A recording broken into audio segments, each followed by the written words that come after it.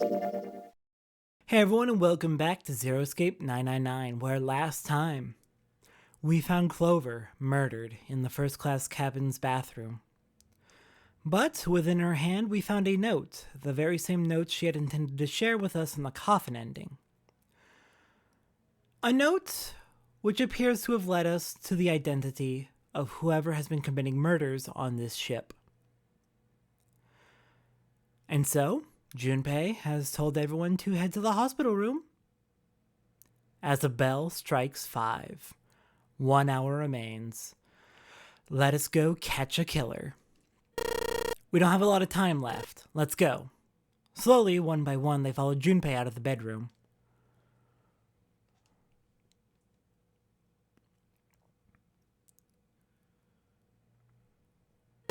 Actually, before we get started, I was hoping you could do something for me. Junpei stopped in front of door 3 and turned around. Ace, 7, and Lotus, could you please place your palms on the red? Huh? Why? If we need to get to the shower room, why don't we just... No, we're not going inside. Once you've authenticated, step away from the door. Why? Please, just do it. Or perhaps you don't want to know who killed Snake and Clover. Junpei's implication was clear, and Seven understood perfectly. Oh, fine. What about you, Ace? Lotus? Very well. Sure.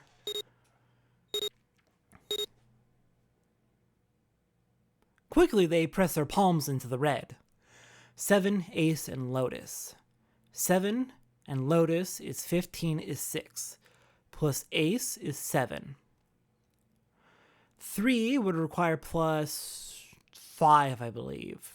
Oh, Junpei. Once they had finished, they stepped away from the door as Junpei had instructed. 3 asterisks shown from the red's display panel. Junpei approached it and held his bracelet over the scanner. He made quite sure he didn't place his palm on it, and instead only brought his bracelet near it. Just as Santa said, the 4th asterisk appeared. Just as Junpei had expected. It was possible to authenticate without placing one's palm on the red, so long as the bracelet was brought near it. Junpei pulled the lever down.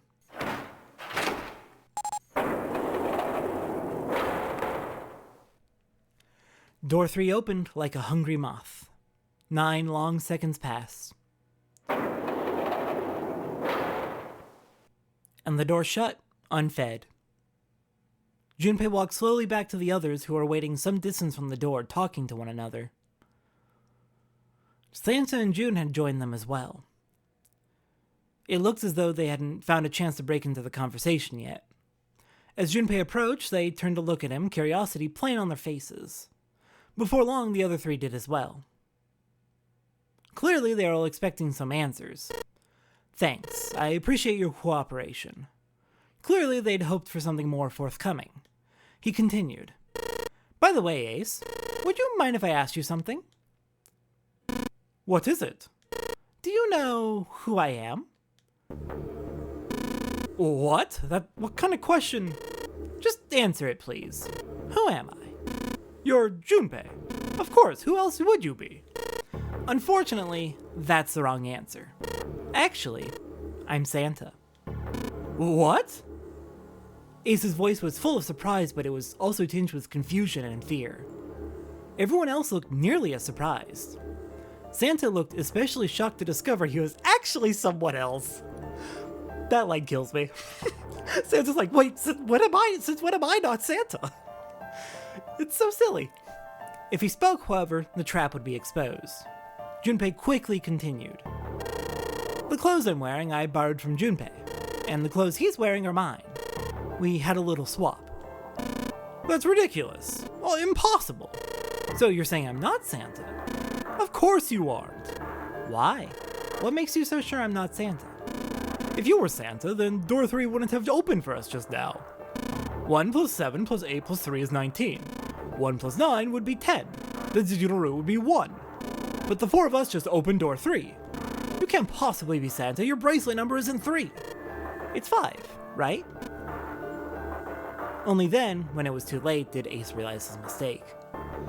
This is kind of a mean, dirty trick, but bear with it. Bear with it. He set his jaw and glared at Junpei. You're exactly right. My bracelet number is 5. As he spoke, Junpei lifted his wrist up to show everyone the bright red 5 on his wrist. Except it's blue. Sorry, Ace. I tricked you. Of course I'm not really Santa. I'm Junpei. Who could possibly think I was? It's obvious I'm not. To think I was, ridiculous. But I guess you couldn't see just how obvious it was. I asked you before, didn't I? What makes you so sure I'm not Santa? And you answered, if you were Santa, then door 3 wouldn't have opened for us just now. Most people wouldn't say something like that. As their justification for why I'm not Santa, I mean. The first thing that would come to anyone else's mind wouldn't be the bracelet number. There'd only be one thing they'd say. One sentence. You don't have his face. Ace, you have prosopagnosia. Am I right? Junpei's voice was quiet and calm. He knew the truth. So did Ace. He could hear a sudden buzz of conversation from the others. Prosopagnosia? What's that? He heard Lotus begin to explain it to them. Ace glanced at them, then turned back toward Junpei and sighed. Very well. I confess. I have prosopagnosia. I cannot differentiate human faces. Is that what this was about? You want to mock me for my disorder? No, not at all. I'm not making fun of you at all. In fact, I feel kind of bad for you. No, the reason I brought this up is that there's an excellent chance the person who killed Snake has prosopagnosia. Ace's face tightened, his eyes narrowed. What do you mean? Junpei leaned casually against the iron piping of one of the beds. I'll just come right out with it. I think it was you, Ace. You killed him. Junpei was suddenly very aware of 5 pairs of eyes on him. He had their undivided attention now. The room had grown very, very quiet. Junpei took a deep breath. That's ridiculous. What possible evidence do you? I have 3 pieces of evidence. The first, think back to a few hours ago. You made us argue over the 3 doors here in the big hospital room. There was no way all 7 people could go through them. Lotus suggested that we sacrifice one of us. Lotus looked away awkwardly. Junpei glanced around at her and continued. Then you, Ace, said, I'll stay here. Why would you say something like that? It's pretty simple, really. You didn't want us to see the dead body in the shower room. You see, if Ace stayed behind, there were only 2 doors the rest of us could go through. Doors 7 and 8. There was no way we could get through door 3, the shower room. You knew that, didn't you, Ace? That's why you volunteered to stay behind. Come on now, I think that's going a bit far. I can understand if you're jealous of my bravery, but please don't devalue my actions. I only wanted to save the rest of you. Surely you can understand my altruism. Altruism, huh? Junpei stared off into the darkness at something very interesting and lazily began to dig a persistent bit of wax out of his ear. You already knew, didn't you?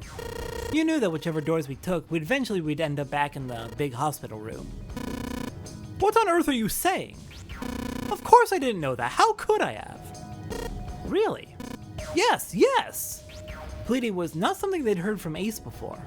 Junpei pulled the piece of wax from his ear, glanced at it, and flicked it off into the darkness. Well, that's cool. I've still got 2 more pieces of evidence that say you're the killer. The second is that, as I said earlier, you have prosopagnosia. Then you mean to imply that a person who can't distinguish human faces must be a bad person? Junpei, they call that prejudice. No, I'm not that stupid. Arguable? Then why?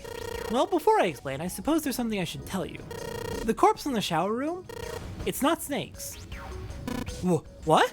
What? Ace's face went pale.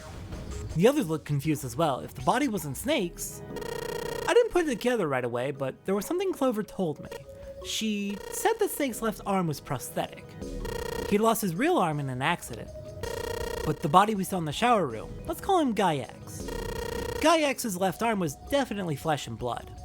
In other words, Guy X couldn't possibly have been Snake. Oh god, no, that's impossible. Ace had started muttering deliriously to himself, shaking his head back and forth. Junpei was long past caring. Let's say, hypothetically, that the killer didn't have prosopagnosia. If that were the case, he would immediately realize that Guy X wasn't Snake. Even if the clothes were the same as Snake's, their faces would be completely different. It would have been obvious they were different people. And yet, they still killed him. Why? Why would they kill a stranger who'd only just shown up? On the other hand, if the killer did have prosopagnosia, it makes sense. They thought Guy X was Snake and killed him. Wait just a moment. Let's say you're right and I mistook Guy X for Snake. Even if I did, I would have had no motive to kill him. Why would I want to kill Snake? I can think of at least two motives. One, Snake knew about your past. If he ever revealed what he knew, that would have been really bad for you. You really didn't want that to happen. So, to make sure Snake's mouth stayed shut, you killed him. 2. Snake had a grudge against you. You knew that, or at least you could have easily assumed he did. Even without exposing your identity, he was a threat to you. You never knew when you might be attacked. You couldn't ever let your guard down. Every moment was a moment he might try something. You didn't want that kind of danger hanging over you, so you... Hey, hold on a minute. For the first time since the beginning of Junpei's explanation, someone besides Ace spoke. What's the past that Ace wouldn't want us to know? Why did Snake have a grudge against him? Junpei, yeah, you should probably explain that. Look at this. He handed Santa a small piece of paper. Santa squinted at the paper and began to read. The nonary game was played once before, 9 years ago. The person with the number 2 bracelet attended the game 9 years ago. It was planned by the following 4 people. Cradle Pharmaceutical CEO, Gentaro Hongo. What is this? Slowly, Santa looked up from the paper. His eyes met Junpei's. It's the message from Zero. Snake would have every reason to have a grudge against whoever planned the nonary game. And what did Santa tell us about Ace not that long ago? That he was the CEO of a company? Of Cradle Pharmaceuticals, perhaps? It was in the safe in the first-class cabin. Then suddenly... Give me a break! Ace's face was red and shaking, and his voice was full of fury tinged with desperation. That paper is a lie! Someone is trying to frame me! Me? You said me, right? Junpei's eyes narrowed and the trap began to close. Ace inhaled sharply, his eyes flicked off of Junpei to anything else. Wouldn't that mean that you're admitting you're Hongo, the CEO of Cradle Pharmaceutical? Or am I mistaken? It was as though a switch had been flipped. The color drained from Ace's face, and as he realized what he'd done, his eyes went wide. Very well, I admit that much. I am certainly the CEO of Cradle Pharmaceutical, Gentaro Hongo. So what if I am? I don't know anything about this nonary game that supposedly took place 9 years ago.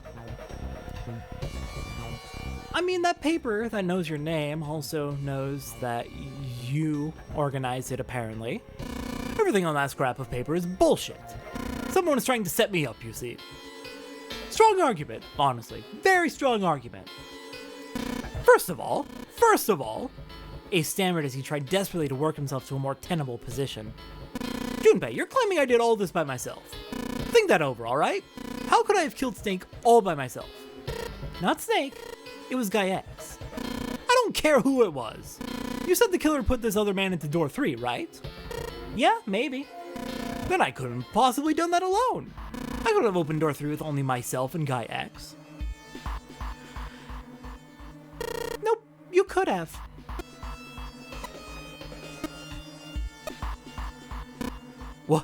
What? Ace's face was tight and his teeth were clenched. Junpei fixed him with a level stare. The trap was about to close. Actually, Ace, when you were unconscious, I took something from you. Remember when you were injected with that anesthetic and fell asleep in the big hospital room? Yeah, back then. I took this. Junpei put his hand into his pocket. No, you couldn't have! Ace's right hand moved. You fell right into it, Ace!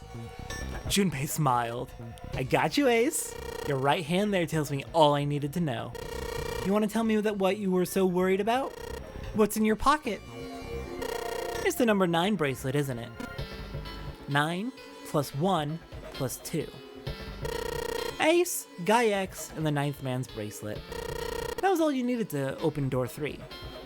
1 plus 2 plus 9 is 12. 1 plus 2 is 3. That's how you killed Guy X all by yourself, Ace. All you needed was the number 9 bracelet in your chest pocket. Ace lowered his hand from where it had stopped halfway to his pocket. He looked down at the floor, his face hidden from Junpei. All he could see was the corner of Ace's mouth twitching like a dying fish. If you want to play innocent, that's fine by me.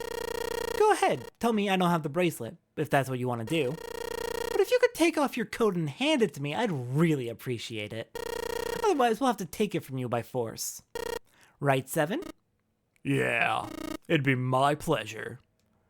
7 cracked his knuckles with a sound like gunfire.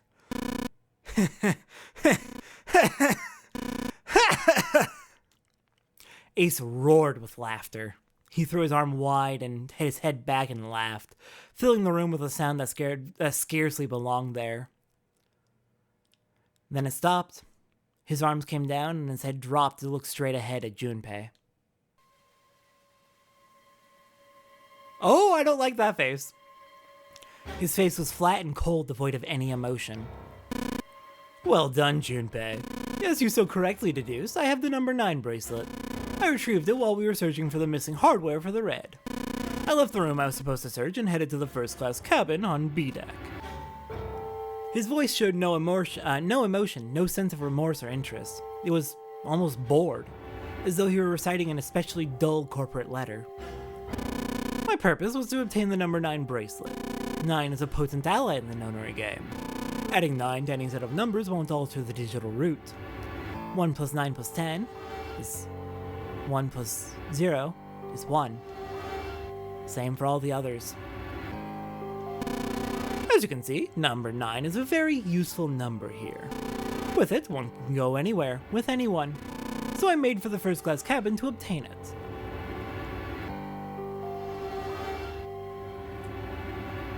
Ace successfully acquired the number 9 bracelet. He also found an unexpected bonus, the knife the 9th man had been holding. He slipped both of them into his chest pocket and left as quickly as he'd come. And now I can finally explain what happened in the 3 bad endings. For the most part. In the submarine ending, Ace pretended to be dead after killing everyone else with that knife. When we passed through to find the submarine, he came up behind us and killed everyone else. The hint: Lotus's bracelet was missing. Number 8 plus number 1 plus 9 is 9. In the knife ending, we went down and we found Lotus alone, dead, her bracelet missing. 8 plus 1 plus 9. But of course, Ace had not gotten away by the time we got there, and so he had to kill us before we told anyone. Or before we saw him. And in the axe ending, we know most of what happened there, but notably, Ace did tell Lotus to come with him, by herself. Junpei was not important enough to come, I suppose. They never came back. He slipped both of them into his chest pocket and left as quickly as he'd come. He walked down the stairs and headed back to where he was supposed to be. That was when he met Guy X and mistook him for Snake. Snake was on his way to the large hospital room and had not noticed Ace behind him. Ace made sure it stayed that way. He followed the man wearing Snake's clothes to door 3. When the man stopped, he walked up behind him quietly and called out, "Snake." The man turned to look at Ace. He said nothing. No words came out of his half-open mouth. He seemed dazed somehow, almost like a man half asleep. Perhaps he had been drugged. It didn't matter to Ace. Ace was certain the man was Snake. He knew Snake had been part of the nonary game 9 years before. Snake hadn't recognized Ace immediately, but he was blind. That much made sense. Why then hadn't Snake said anything to him? Surely he hadn't forgotten what had happened to him in the nonary game, but not once had he attempted to confront Ace.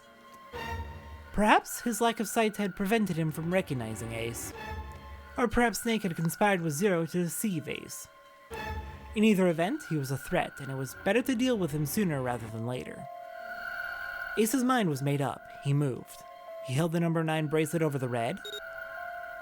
He waved his own bracelet in front of the red, and finally grabbed Snake's arm and shoved his hand against the scanner panel. The door opened. Ace threw the man through it. 9 seconds later, the door shut.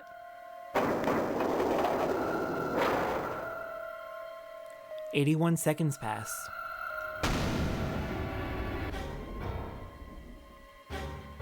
The man inside the door passed away.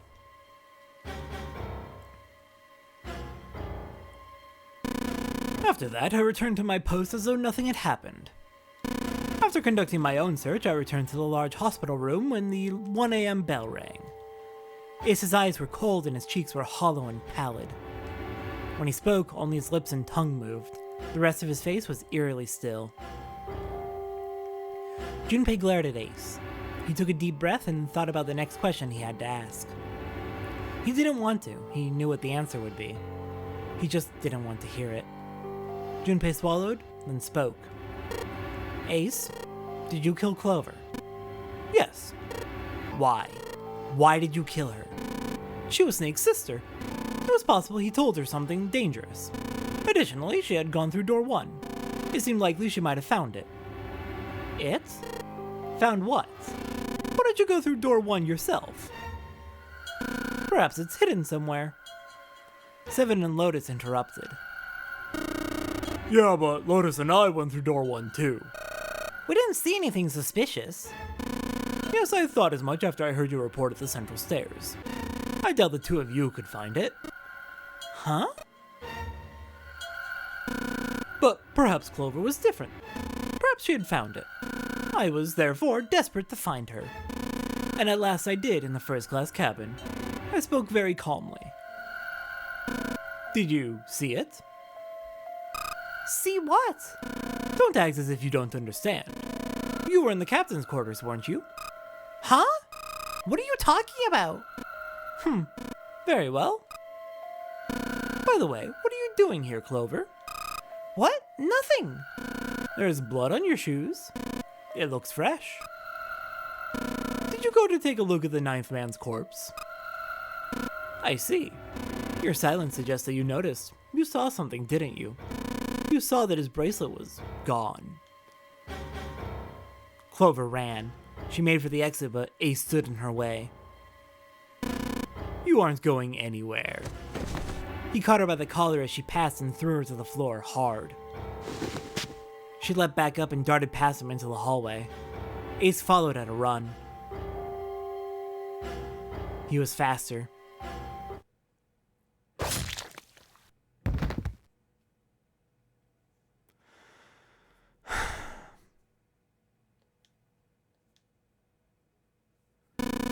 That was how I killed Clover.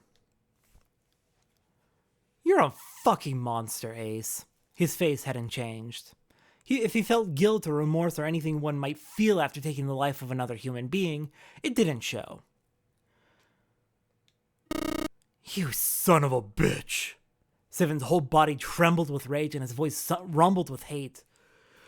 "You organized the nonary game 9 years ago. You, kidnapped children is what we've been hearing? You kidnapped how many children? One of them died? You threatened to sink them in a ship? And you feel no remorse. Instead, you kill one of your victims who survived, and then his sister, who I think also mentioned she was also one of your victims." Santa's eyes were bloodthirsty, and Lotus and June's face were distorted by anger and hatred. Ace looked at them and smiled. It was a cold, cruel thing, no humor in it. He shook his head and sighed. "I admit it, I've lost. I have lost, completely and utterly. But don't misunderstand, Junpei. I didn't lose to you. I lost to Zero, not you. I'm rather disgusted with myself for falling into such a simple trap. And it was a trap, make no mistake. I was trapped and manipulated by Zero. man I killed in the shower room. If he wasn't Snake, then I have no idea who he was. But he was wearing Snake's clothes, and that was no coincidence. He had also been injected with something that reduced his cognition and prevented him from identifying himself or resisting me. And we can't forget the components that were removed from the red before we arrived. I have no doubt that Zero planned all of this. Zero made sure I would kill that man. It follows, of course, that Zero knew everything I would do. That I would try to take the number 9 bracelet, that I would try to kill Snake. Everything. Suddenly, Junpei remembered the paper he'd found in the safe. He remembered the last words Zero had written on it. I must punish them for the innocent lives they sacrifice. This is the only warning they will receive. That innocent souls might be saved, I now state the truth. Zero. And he remembered other words he heard from Clover. I think Zero is one of us. One by one, Junpei looked at the 5 people standing in front of him. Ace, Santa, June, Seven, and Lotus. Out of those 5, Ace organized it. We don't know Santa's connection. We don't know June's connection. We don't know Junpei's connection. We know Seven investigated it, and Lotus was the mother of children involved in it. But Lotus didn't know that. Which puts Seven pretty high on the suspect list until we learn more about how Santa and June and Junpei are all connected to it. June and Junpei appear to be connected via each other, but we don't know more than that. Zero is one of us. No, Junpei paused. There was one more person. Snake. It was clear now that the man who died in the shower room was not Snake.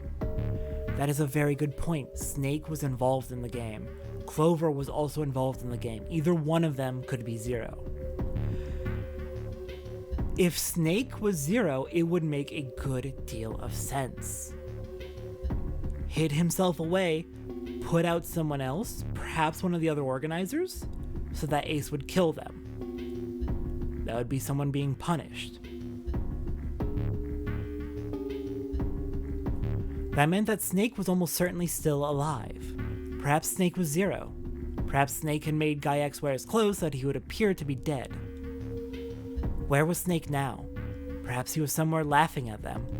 If he was Zero, surely he had lied about many other things. Was he watching them?